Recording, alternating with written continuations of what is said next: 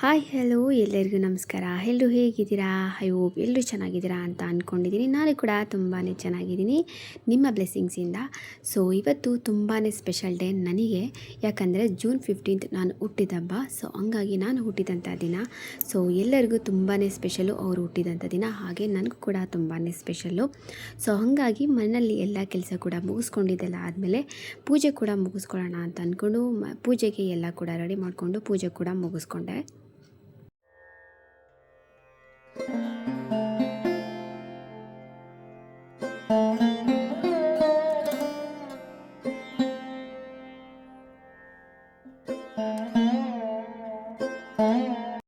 ಪೂಜೆ ಕೆಲಸ ಎಲ್ಲ ಮುಗಿಸ್ಕೊಂಡು ನೆಕ್ಸ್ಟ್ ನಾನು ಬಂದಿದ್ದೆ ಅಡುಗೆ ಮನೆಗೆ.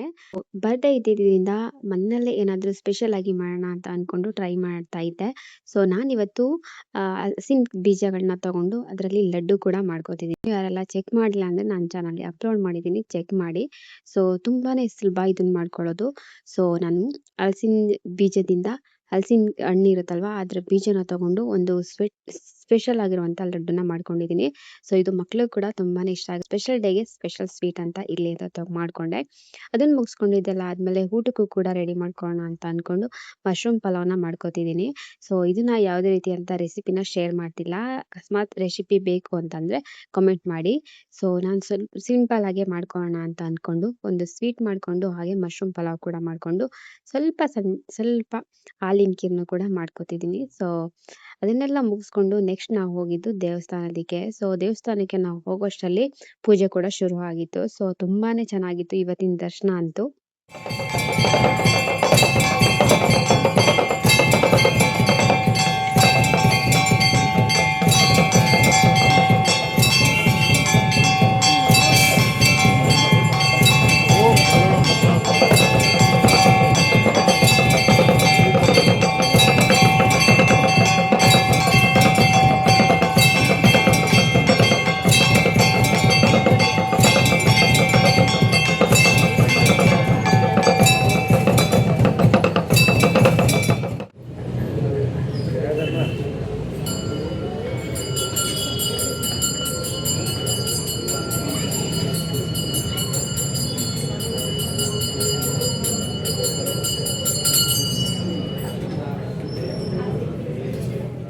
ಇವತ್ತಿನ ದರ್ಶನ ಅಂತೂ ತುಂಬಾ ಚೆನ್ನಾಗಿತ್ತು. ತುಂಬ ಹತ್ರದಿಂದನೇ ಆಯಿತು. ಹಾಗೆ ದೇವರಿಗೂ ಕೂಡ ಬೆಣ್ಣೆ ಅಲಂಕಾರ ಮಾಡಿದರು. ನೋಡೋದಕ್ಕೆ 2 ಕಣ್ಣು ಸಾಲಲ್ಲ, ಅಷ್ಟು ಚೆನ್ನಾಗಿತ್ತು ದರ್ಶನ.